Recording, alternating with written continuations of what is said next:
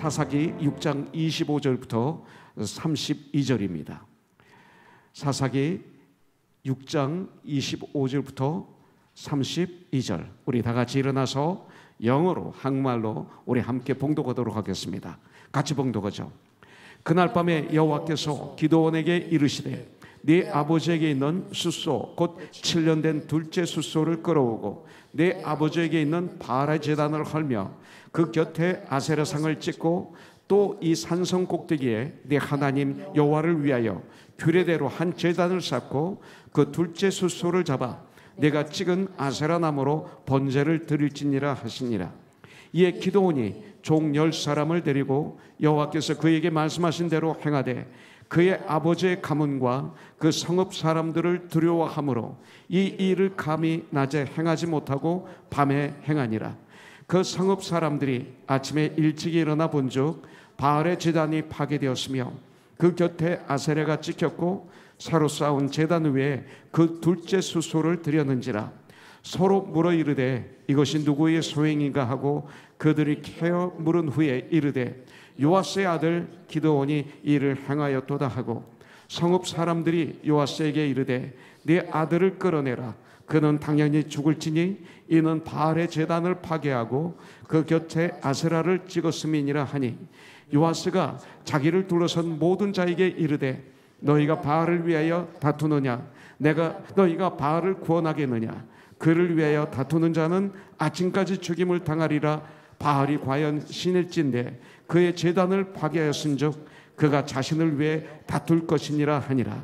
그날의 기드온을 여룹바알이라 불렀으니 이는 그가 바알의 제단을 파괴하였으므로 바알이 그와 더불어 다툴 것이라 함이었더라. 아멘. 오늘 우리는 이제 악사 드보라를 이어서 이제 기드온에 대해서 우리가 이 시간 말씀을 받기를 원합니다. 우리 전명희 원사님이 그래요. 목사님이 좋아하시는 기드온에 나왔네요. 이렇게 지난주에 저에게 말씀하는 걸 들었어요.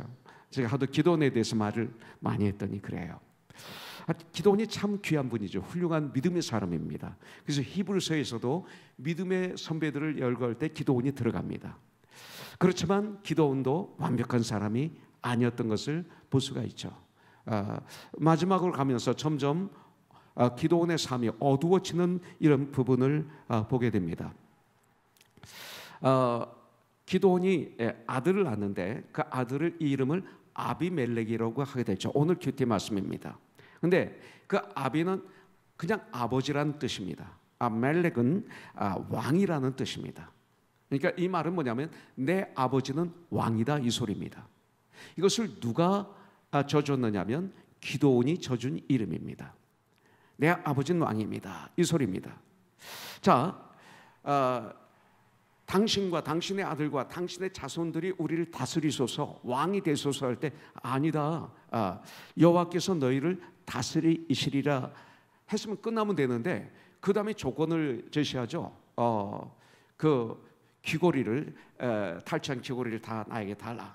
엄청난 금이 모여지니까 이것을 에봇으로 만들면 말미암아 이 에봇이 결국은 문제를 일으키는 것을 보게 됩니다.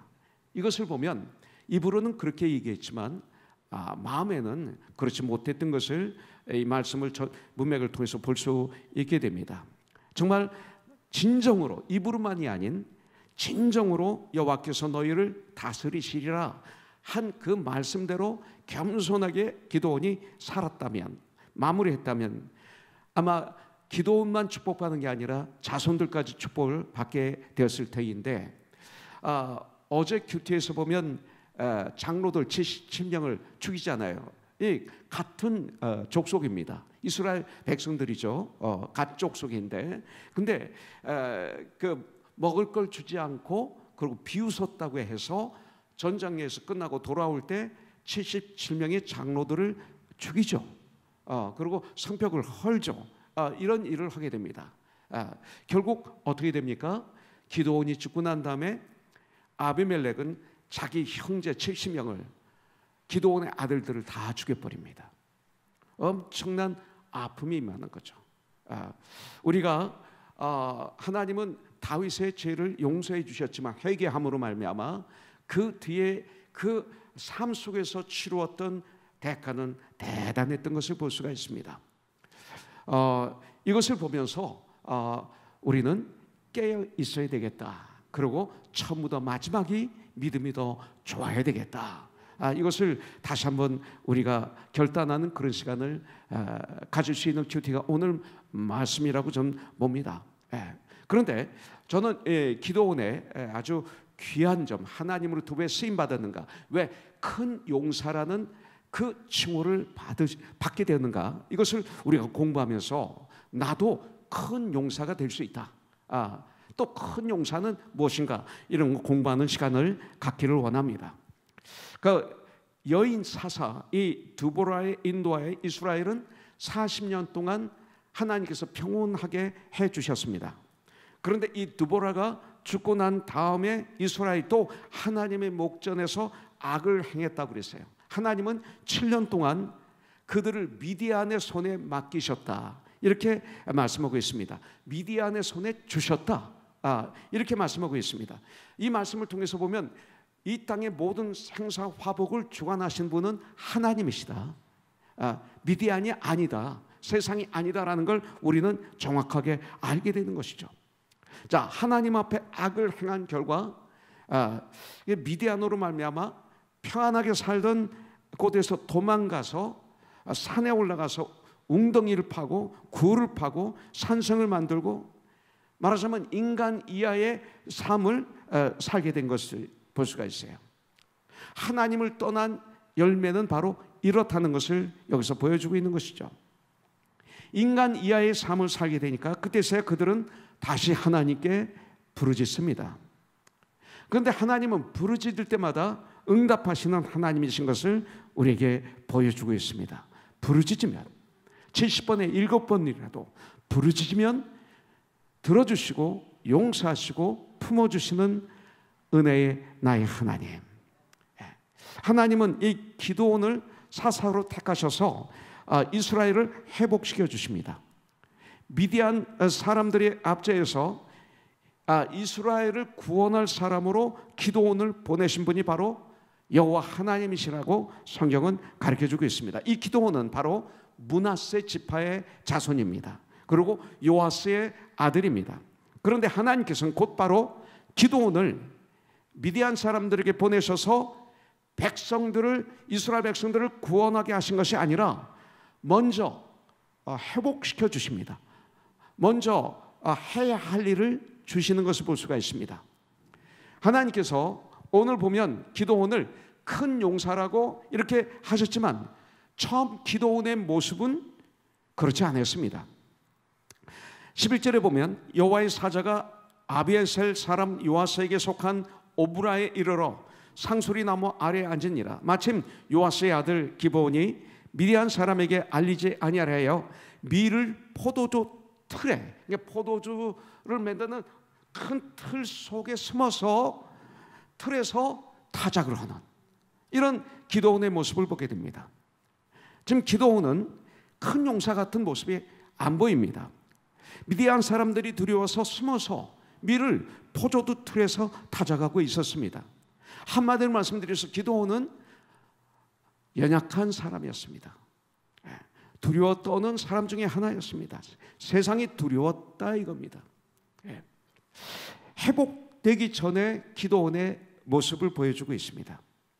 위로가 됩니다. 그런데 그런 기드온을 주님은 택하셔서 하나님의 뜻을, 당신의 뜻을 이런 기드온을 통해서 이루십니다. 이 나약하고 연약한 기드온을 택하셔서 하나님의 뜻을 이루시는 것입니다. 여러분들, 여기에 우리의 소망이 있습니다. 오늘 우리는 이런 연약한 기드온이 큰 용사로 바뀌는 이런 기드온을 보게 됩니다. 그래서 쓰임받는 그런 멋있는 삶이 된 것입니다. 이 말씀을 통해서 I can in Christ, 나도 할 수 있다라는 마음을 하나님의 성령님이 저와 여러분들에게 아주 뜨겁게 주시길 주님의 이름으로 축복합니다. 나도 할 수 있다.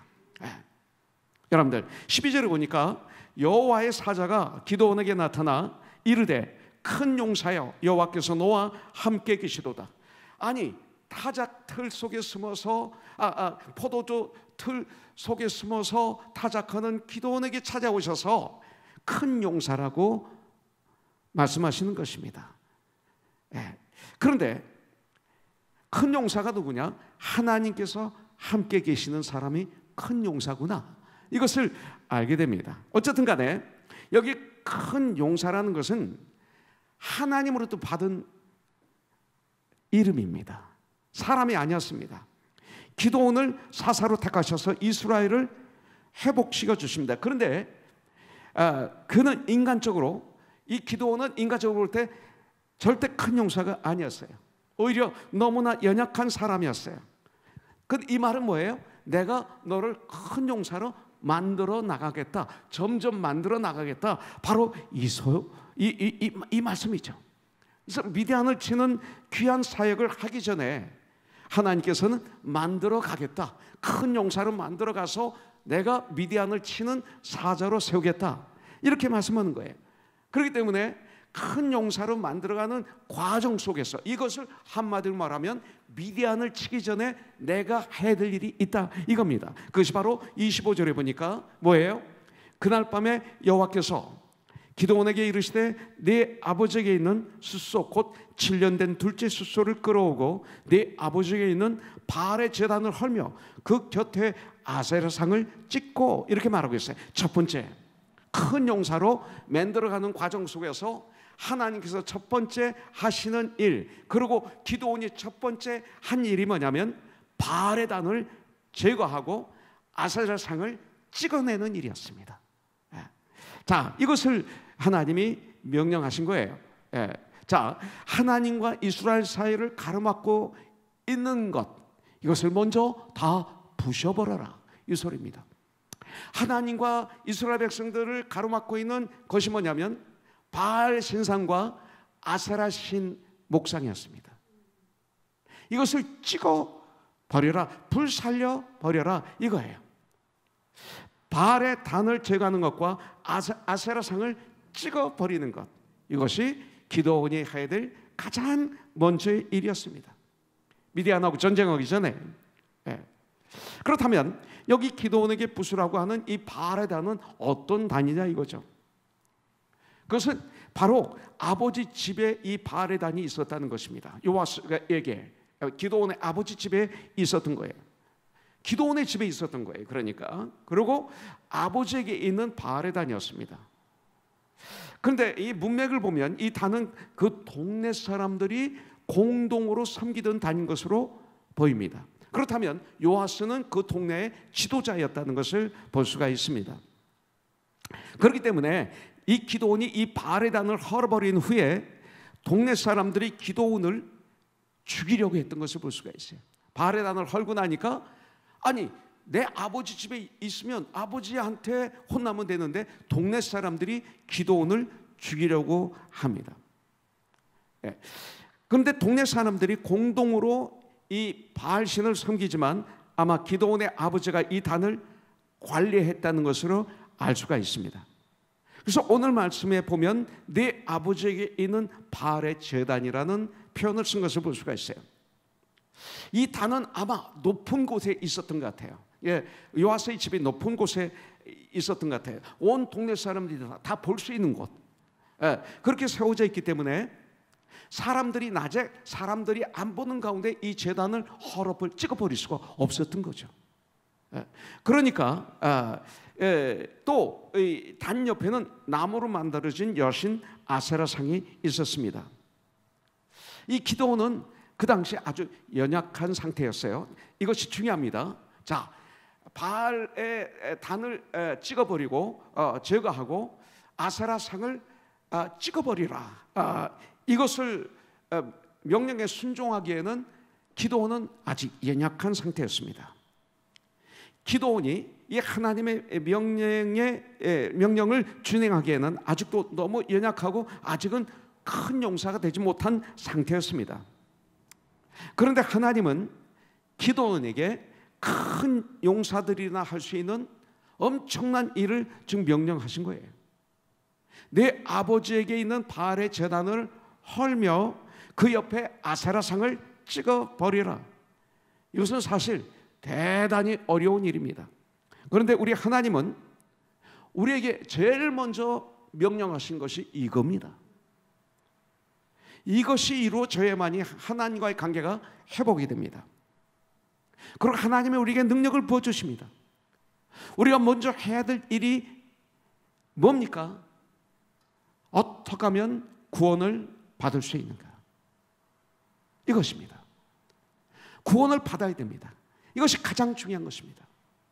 그래서 성령이 충만함을 받은 그 120명의 문도들이 그 오순절 마가의 다락방에서 성령 받은 그들 난리가 난 거예요. 유월절을 지키기 위해서 왔던 수많은 사람들 보는 가운데 각자 그 나라 말로 방언을 하고 예언을 하고 담대히 선포하고 하니까 왔던 사람들이 다 놀라는 거죠. 어떻게 저럴 수가 있는가? 어떻게 우리나라 말로 내가 알아들을 수 있는가? 그때 유대인들이 뭐라 그래요? 어떤 유대인들이 저들이 술에 취했다 그럽니다. 그때 베드로는 예수님을 3번씩이나 부인하고 참 비겁했던 베드로가 성령 충만함을 받으니까 능력을 받아서 이제 담대하게 외치기를 우리는 아침 9시인데 술에 취한 것이 아니라 우리는 성령의 충만함을 받았다면서 요한서를 인용하고 구약에 있는 말씀을 인용하면서 예수 그리스도의 복음을 증거합니다. 이 말을 듣던 어떤 유대인들은 사도행전 2장 37절에 보니까 형제들아 그러면 어찌할꼬 우리가 어떻게 하면 구원을 받을 수 있습니까? 두려워 떨면서 질문합니다. 38절에 예수의 이름으로 너희가 먼저 회개하여 이렇게 말합니다. 너희가 먼저 회개하여 예수의 이름으로 그리스도의 이름으로 침례를 받으라. 그리하면 성령을 선물로 받으리니 이렇게 말하고 있습니다. 여러분들 오늘 우리들에게는 우상을 먼저 치워버리라는 것입니다. 이 민족의 우상, 우리 가족들이 섬기는 우상, 내가 섬기는 우상을, 교회도 우상들이 너무나 이 시대에 많아요. 교회에서 있는 그 우상들을 다 먼저 부숴버리라는 것입니다. 여러분들 이 주님의 명령을 따라서 그 일을 행하기는 하는데 언제 행합니까? 바로 이 17절에 보니까 이에 기도원이 종 10사람을 데리고 여호와께서 그에게 말씀하신 대로 행하되 그의 아버지의 가문과 그 성읍 사람들을 두려워함으로 아버지도 두려워하고 아버지 친척들을 두려워하고 그 성읍에 사는 사람들을 두려워함으로 이 일을 감히 낮에 행하지 못하고 밤에 행하니라 그랬어요. 여러분들 기도원은 아버지의 가족들, 아버지의 친척들 그리고 성읍 사람들을 두려워했습니다. 먼저 아버지가 관리하고 섬기던 바알의 단과 아세라 상입니다. 또 7년 된 둘째 숫소도 아버지의 것입니다. 기도원 것이 아닙니다. 뿐만 아니라 이 바알의 단과 아세라 상은 그 성읍 사람들이 함께 섬기던 것입니다. 기도원은 하나님이 함께 하신다고 하셨지만 말씀을 받았지만 우리가 성령 말씀을 읽지만 두려운 것이었습니다. 여러분들 세상이 두려운 것입니다. 지금 코로나가 두려운 것입니다. 그래서 코로나에 절들 떱니다. 그래서 오늘 본문은 그가 두려워서 낮에 행하지 못하고 밤에 이 일을 행했다고 설명하고 있어요. 그렇다면 이 말씀을 우리가 어떻게 받아야 될까요? 주님으로부터 이 말씀을 어떻게 우리가 받아야 될까요? 이렇게 받으면 됩니다. 주님은 오늘 저와 여러분들에게 말씀하십니다. 두려워도 말씀에 순종하라. 이겁니다. 오늘 이것만 우리가 받아도 됩니다. 두려워도 말씀에 순종하라. 두려움의 노예가 되지 말라. 두려움의 노예가 돼서 쩔쩔매지 말라. 두려워도 말씀에 순종하라. 이거예요. 두려워도 우리는 두려움 가운데서라도 순종하라. 여러분들 가데스 바네아에서 여호수아와 갈렙은 다른 10명의 정탐꾼과 함께 정탐하고 돌아왔습니다. 그들 10명만이 아니라 여러분들 갈렙과 여호수아도 안악 자손을 봤습니다. 그 거대한 사람들을 봤습니다. 그들을 볼 때 10명의 정탐꾼은 그들을 보니까 그들은 자이언트 거인입니다. 용사입니다. 그들을 볼 때 우리는 메뚜기 같았습니다라고 이야기를 합니다. 갈렙과 여호수아는 두렵지 않았을까요? 아마 두려움이 있었을 거예요. 그런데 갈렙과 여호수아는 그 두려움을 뚫고 그들은 다만 그 아낙 자손보다도 더 크신 하나님을 바라봤다는 것입니다. 이겁니다. 믿음의 주를, 우리를 온전히 하시는 유일하신 하나님을 바라본 것이죠. 신뢰한 것이죠. 오늘 우리들의 실패가 대부분 여기에 있습니다. 저와 여러분들도 기도원처럼 아버지의 가족이 두려울 수가 있습니다. 때때로 또한 성읍 사람들이 두려울 수가 있습니다. 주위에 사는 사람들, 우리 동네에 사는 사람들, 흑인들이, 백인들이 그 아시안들을 폭행하고 죽이고 칼로 찌르고 도둑 지르고 할 때 이런 걸 뉴스를 볼 때마다 주위를 돌아보면 때때로 저에게도 두려움이 엄습합니다.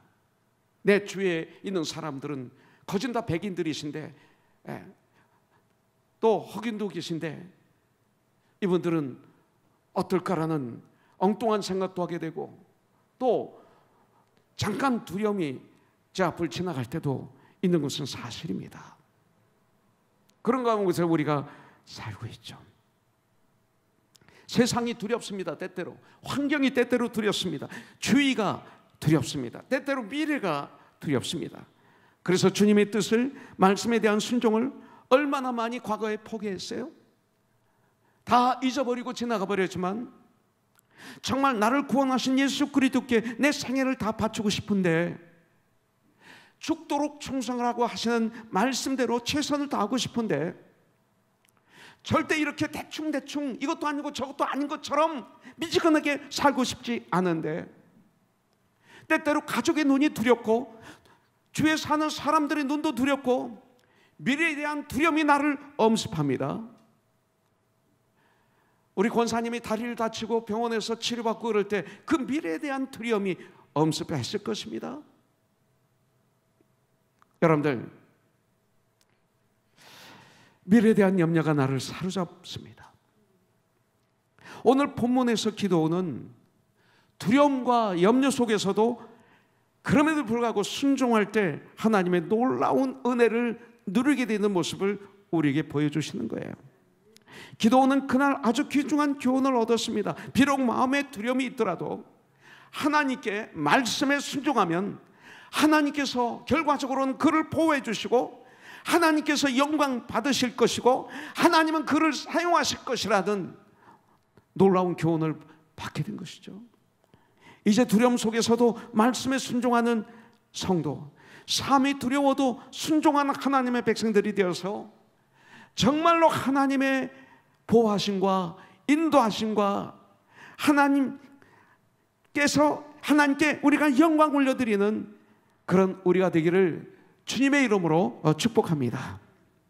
이것이 바로 기도원이 큰 용사의 길로 가는 길에 꼭 거쳐가는 길이었습니다.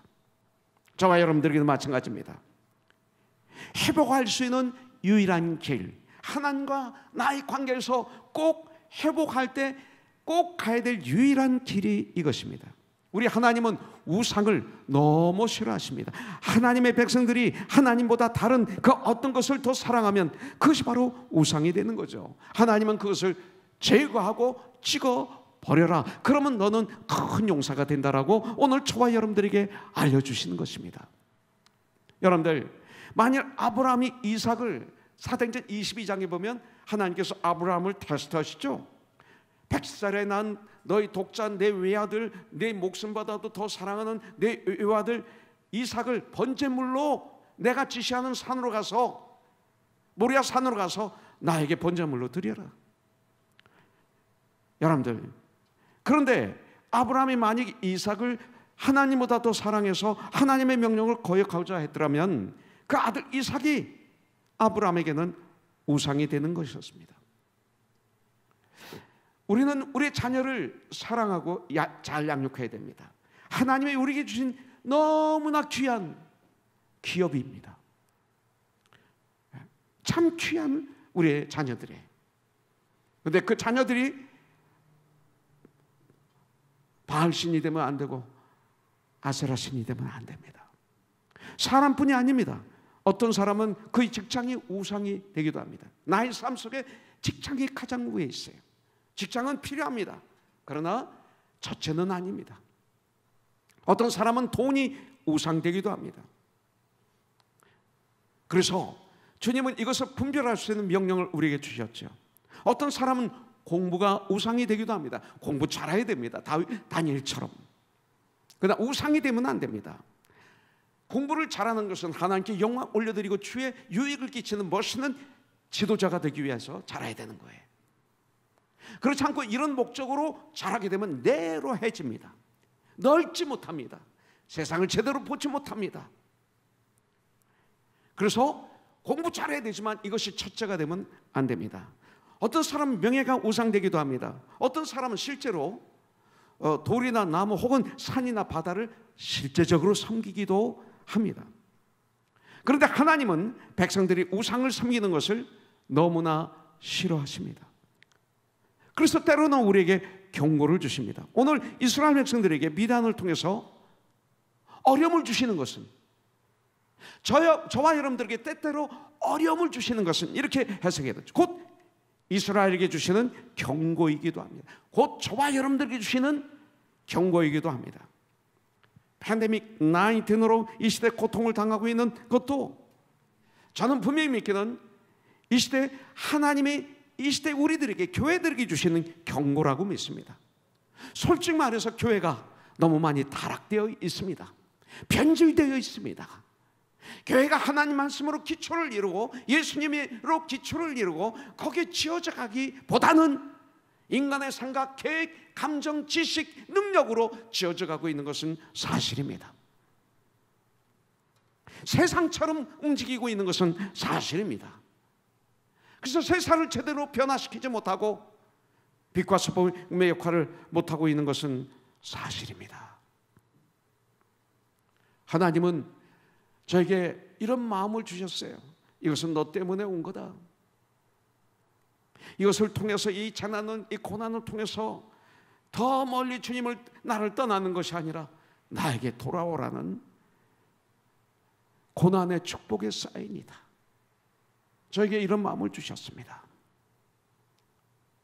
이 재난을 통해서 교회가 교회되고 성도가 성도되고 목사가 목사가 되고, 그러면 이 재난이 축복이 될 것입니다. 잘못된 백성들의 우상을 먼저 큰 용사 기도노에게 부수라고 하시는 것이에요. 미디안을 치기 전 그 우상을 먼저 때려 부수라고 하나님은 명령하십니다. 내 마음이 이렇게 중요한 거예요. 내 마음에 있는 우상을 때려 부셔야 돼요. 하나님과 나의 관계가 회복이 돼야 돼요. 진정 구원 받아야 돼요. 진정 죄 용서함을 받아야 돼요. 그래서 성령의 기름 부으심을 받아야 돼요. 이것이 먼저예요. 오직 성령이 임하시면 너희가 권능을 받고, 이것이 중요한 거예요. 그러면 난 다음에 예루살렘과 온 유대와 사마리아와 땅까지 이르러 나의 증인이 되라. 바로 이것 아닙니까? 부모도 그 민족도 두려워 말고 제단을 헐고 부수라고 명령합니다. 하나님께서 우리에게 주시는 경고를 우리는 귀를 열어서, 마음을 열어서 잘 들어야 돼요. 이 세상이 성경의 그 말씀의 모습대로 나타나는 걸 보면서 여러분들 오늘 말씀을 경고로 잘 들어야 돼요. 여러분들 우리에게 우상을 멀리하고 하나님 중심으로 살라고 하시는 이 경고를 잘 들어야 돼요. 큰 용사로 하나님이 우리를 불러주셨어요. 그런데 큰 용사로 하나님이 만들어 가시는 과정 속에서 이 첫 번째 길은 우상을 때려 부셔라, 우상을 멀리하고 하나님께 오는 거예요. 여러분들 구원받아야 돼요. 하나님의 자녀가 돼야 돼요. 그러고 난 다음에 내 안에 있는 우상을 때려 부시는 전쟁을 선포하십시오. 그리고 시작하십시오. 우리들에게 있는 모든 하나님보다 더 사랑하는 것들을, 바알상을 깨트리듯이 깨트리고 찍어버리고, 아사라상을 찍어버리고 불태우고, 이런 일이 있어야 돼요. 그러면 분명히 주님은 약속하셨습니다. 저와 여러분들을 큰 용사라고 하셨어요. 여러분들 큰 용사로 이 마지막에 놀라운 역사를 일으키는, 쓰임받는, 부유한, 능력이 있는, 보람이 있는 하나님의 사람으로 세워주실 줄 분명히 믿습니다. 자, 그러면 두 번째, 우상을 찍어버리고 제거하는 것이 다 된 건 아닙니다. 그 다음에 두 번째는 26절에 말하고 있어요. 또 이 산성 꼭대기에 내 하나님 여호와를 위하여 규례대로 한 제단을 쌓고 그 둘째 숫소를 잡아 내가 찍은 아사라 나무로 번제를 드릴지니라, 이렇게 말씀하고 있어요. 때려보셨으면 거기에 뭘? 규례대로, 말씀대로 제단을 쌓아야 돼요. 말씀대로 제단을 쌓아야 돼요. 이것이 중요합니다. 신앙의 큰 용사로 가는 길에 우리가 가져야 할 것은 우리 주님과의 관계입니다. 제단은 뭐예요? 제사는 뭐예요? 하나님과 나와의 관계입니다. 하나님의 은혜를 받으면 여러분들 우리가 뭐 하고 싶어요? 제단을 쌓고 싶어요. 이민호 권사님의 헌말이 그거예요. 이 무릎을 다치고 나니까 내가 과거에 그렇게 제가 볼 땐 무릎 꿇고 기도를 많이 하시는 걸 무수히 봤는데 내가 무릎을 꿇고 기도를 많이 못한, 이것이 나의 너무 아픔입니다. 이것이 나의 아픔이다. 그래서 어제 새벽 예배 때는 무릎을 꿇고 기도했는데 하나님께서 무릎을 꿇고 기도할 수 있는 능력을 주셨어. 얼마나 기쁜지 모른다. 그 고통 중에 꿇을 수 없는 그 무릎을, 여러분들 정말 주님을 사랑하면 제단을 쌓고 싶은 거예요. 예배의 제단은 예배 드리고 싶어 견딜 수 없어요. 기도가 목말라요. 찬양이 목말라요. 예배 드리고 싶어서 견딜 수가 없어요. 에베소서 1장 보니까 내가 이 백성을 구원한 것은 나를 찬송하게 하려 함이라 말씀하고 있잖아요. 이사야에서 43장 21절에 보면 내가 이 백성을 창조한 원인은 나를 찬송하게 하려 함이라, 이렇게 말씀하고 있잖아요.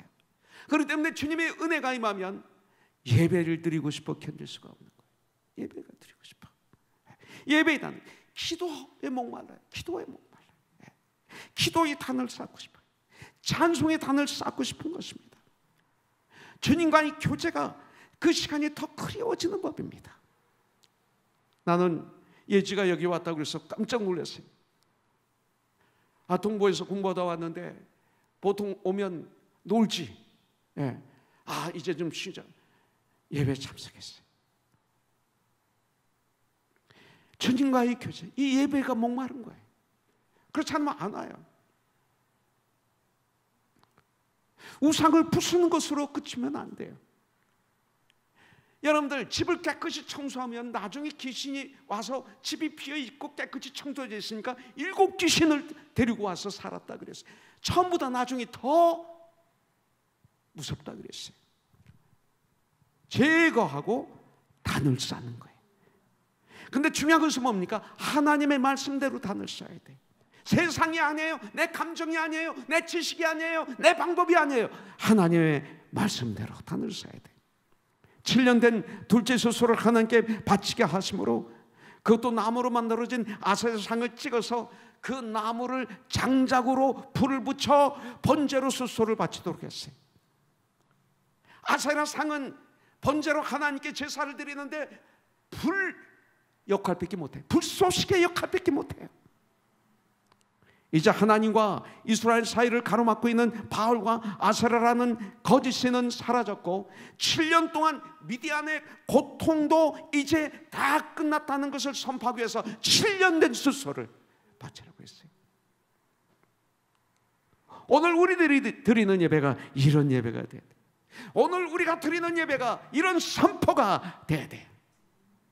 이전에 우리가 부끄럽게 하던, 우리를 부끄럽게 하던 모든 죄된 생활은 이제 다 끝났고 내가 찍어버렸고 나를 짓누르고 어둡게 만들었던 모든 기억들은 이 숫소와 함께, 이 예배와 함께 다 불태워버리는, 끝내버림에 대한 선포.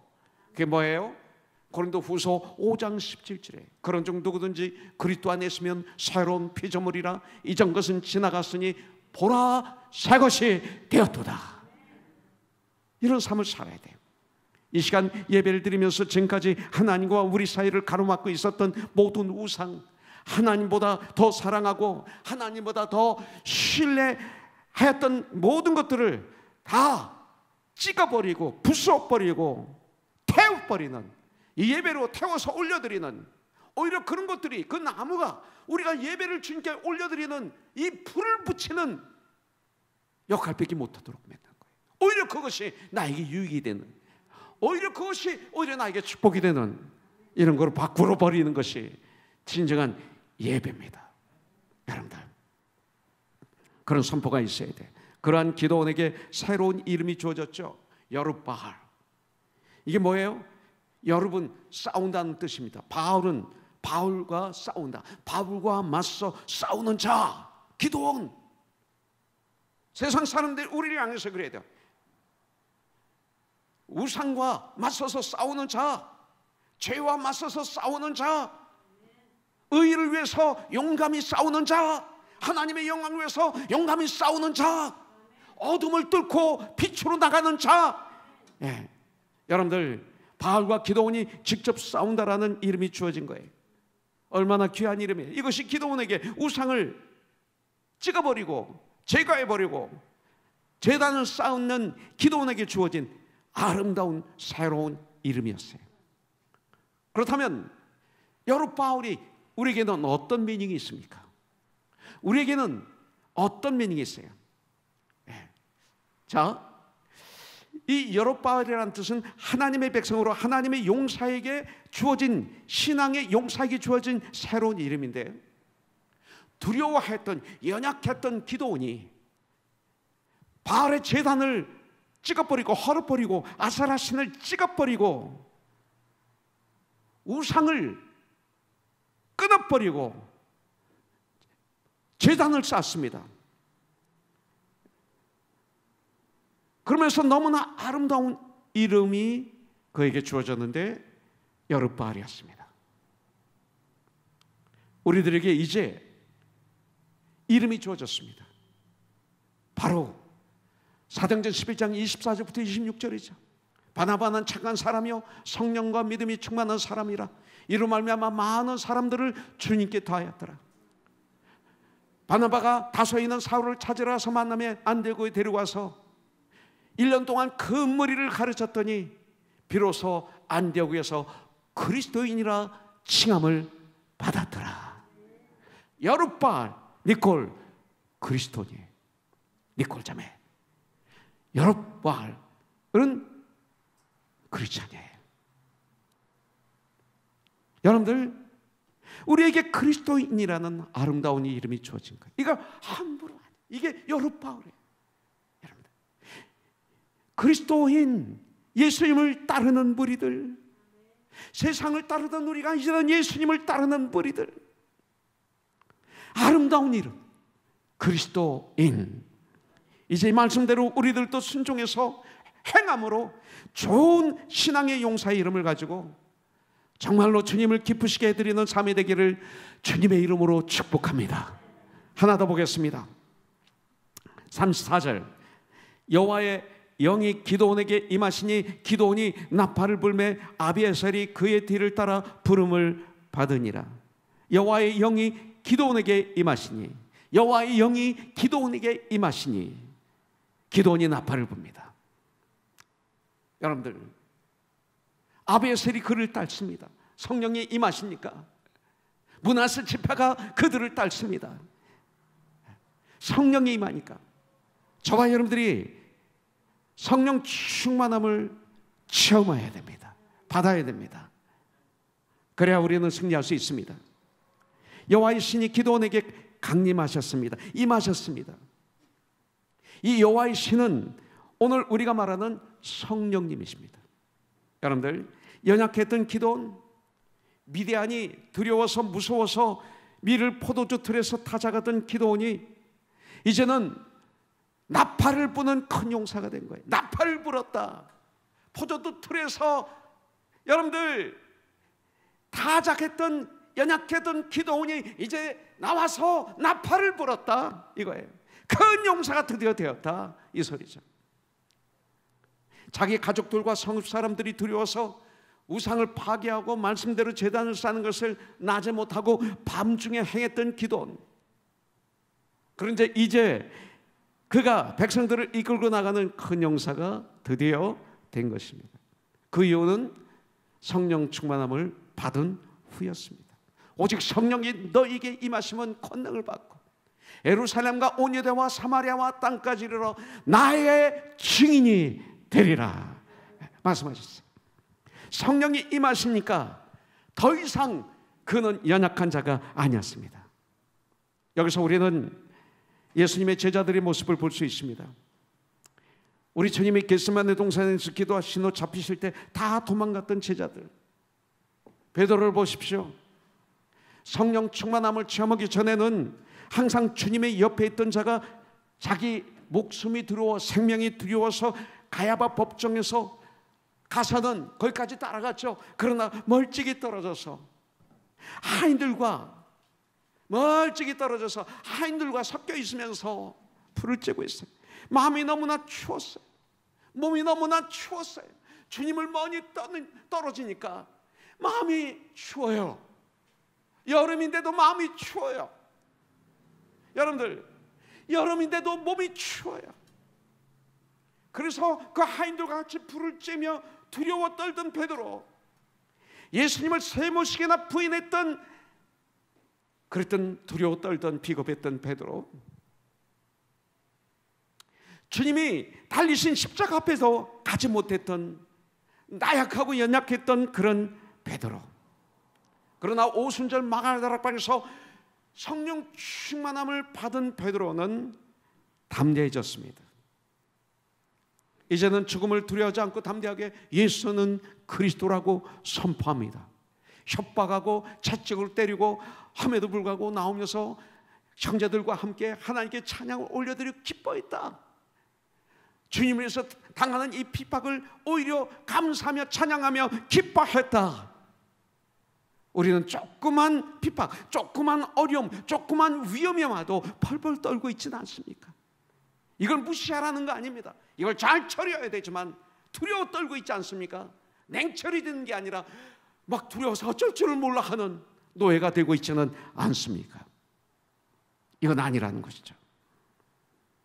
여러분들, 이렇게 선포했던 베드로, 사도행전 2장에 보니까 그날 3,000명이 예수를 영접하고 침례를 그날 받는 놀라운 역사가 일어납니다.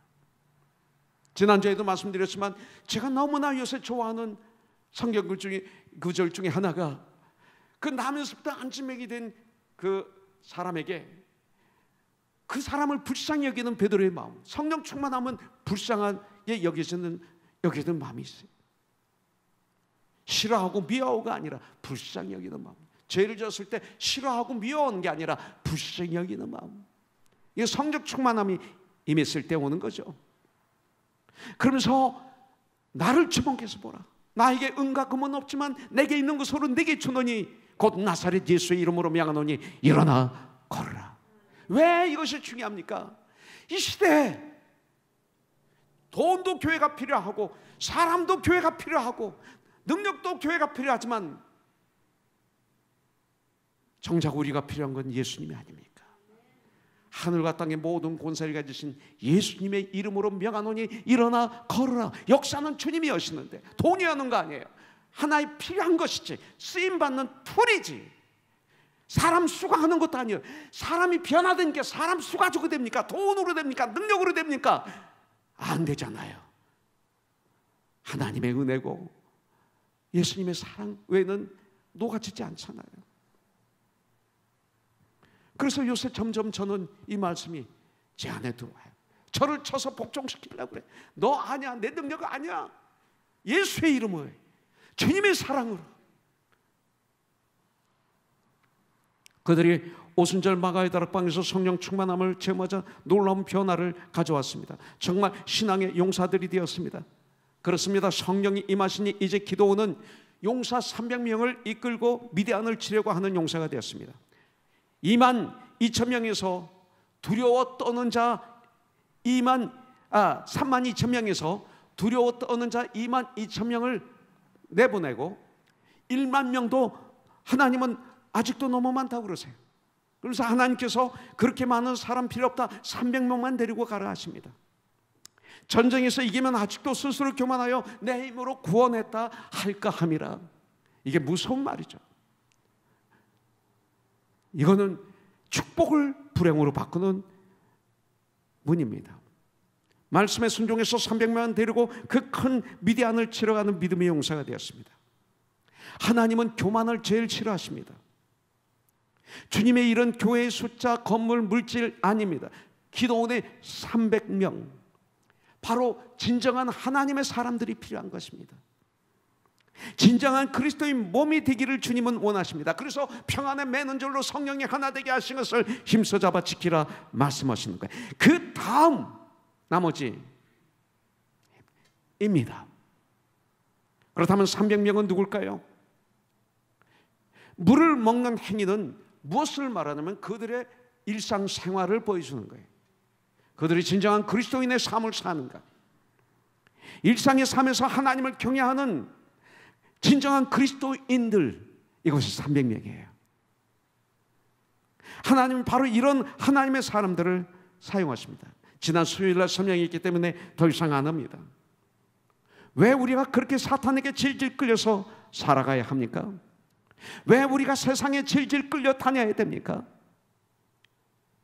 우리는 성령 충만함을 받아 큰 용사가 되어서 나의 삶 속에서 승리하는, 그래서 내 주의 하나님 나라를 이루게 하는 그런 놀라운 그리스도인들이 되길 주님의 이름으로 축복합니다. 이제 기도원은 전쟁하러 가기 전 마지막 하나님께 기도합니다. 양털의 기도입니다. 내가 이 일을 할 수 있을까에 대한 표징을 구합니다. 이것이 바로 36절부터 40절의 말입니다. 주님, 내 손으로 이스라엘을 구원하시려거든 양털 한 문체에만 이슬이 있고 주변 땅은 마르게 하시면, 또 한 번 더 오죠. 한 번만 더. 양털은 마르고 주변 땅은 이슬이 있게 하소서. 그대로 되었습니다. 양털에 이슬이 담뿍 젖었습니다. 여러분들, 기도하면 담비에 이슬을 담뿍 젖어줍니다. 하나님께 기도하면 양털에 이슬이 가득 있어 쭉 짠 게 한 종자기가 된 것처럼 정말로 기도하면 하나님의 은혜의 담비가 우리에게 촉촉히 적십니다. 이걸 체험해야 돼요. 이렇게 기도하셔야 돼요. 이것이 임할 때까지 한번 기도해 보세요. 양털에 이슬이 담뿍 잠겨서 종자기에 가득 찼어요. 내 삶 속에 있는 감사와 거룩함이 가득 찼다 이거예요. 하나님이 나를 쓰시는 게 그거예요. 내 안에 감사가 넘치고 은혜가 넘치면 그것이 하나님이 나를 택하신 사인 중에 하나예요. 세상에 하나님의 이슬로 인해 젖은 양털을 그릇에 짜담아 세상에 우리는 보여줘야 돼요. 이것이 나야. 빛과 소금 알려주십니다. 여러분들, 매번 이걸 할 때마다 저는 초로 목사를 얘기하지 않을 수가 없어요. 제가 1985년 7월 1일 저녁 7시 25분에 들으신 분 또 한다 하지 마시고 들어주세요. 이게 제 간증이니까 어떡하겠어. 예.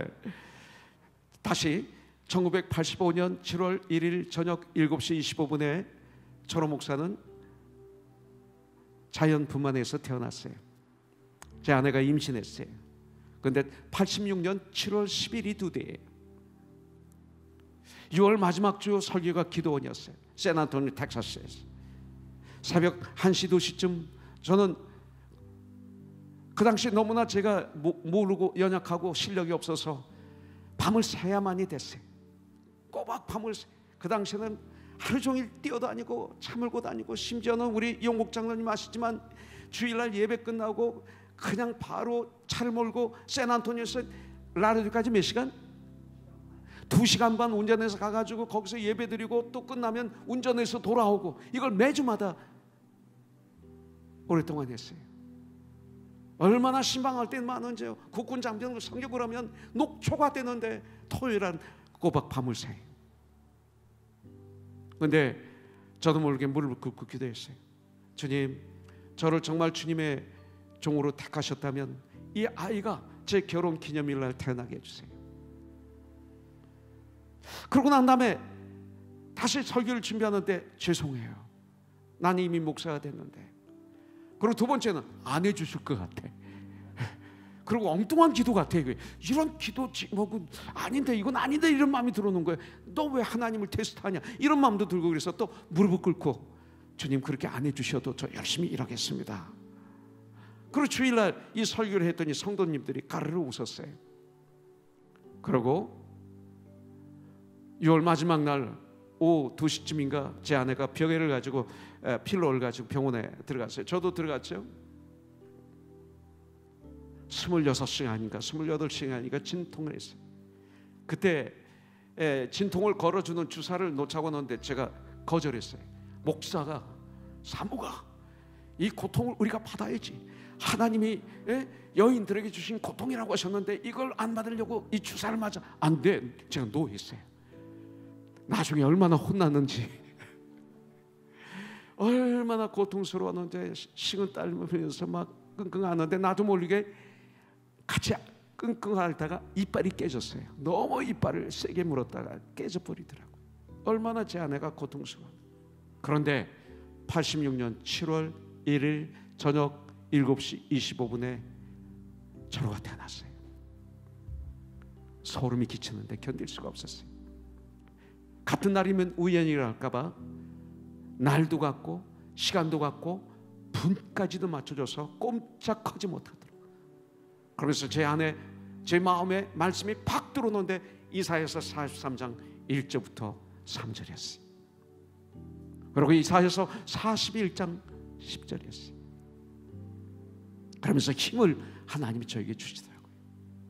그때부터 지금까지 하나님이 주신 표적, 사인, 너는 내 것이다, 내가 너를 택했다, 내가 너를 쓰겠다, 이 말씀에 순종해서 여기까지 우리 가정은 오게 되었어요.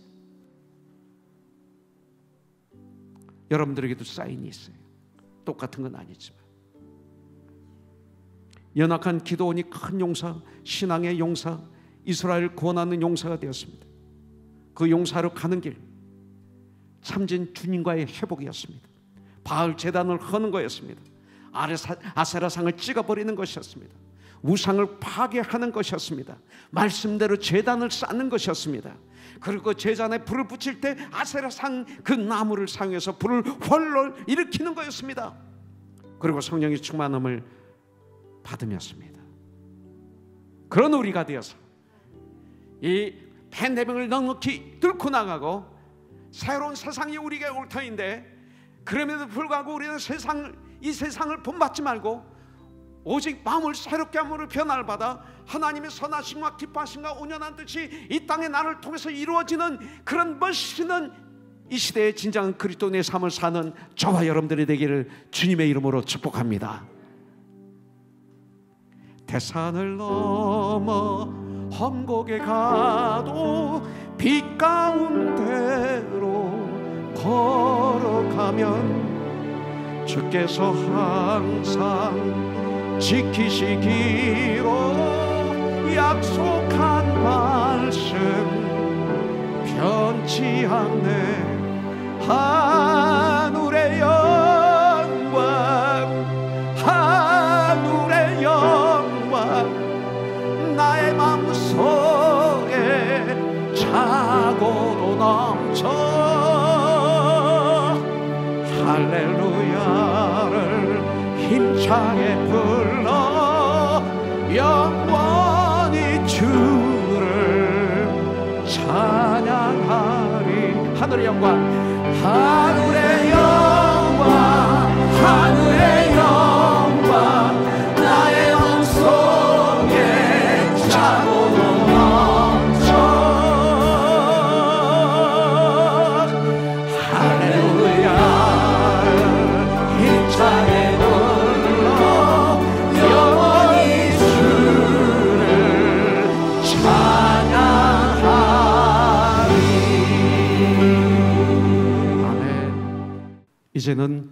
우리 주 예수 그리스도의 무한하신 은혜와 하나님 아버지의 극진하신 사랑과 성령님의 감동, 감화, 역사하심이 이렇게 신령과 진정으로 주님을 예배드리고 이제 세상에 영적인 전쟁, 빛과 소금의 직분, 주님의 귀한 일, 또 부유한 삶을 살기 위해서 나가는 우리 사랑하는 하나님의 자녀들 위해 이 한 주간도 항상 함께해 주시옵기를, 보호하여 주시옵기를 예수 그리스도의 이름으로 축복하며 기도드립니다. 아멘. 잘해진 주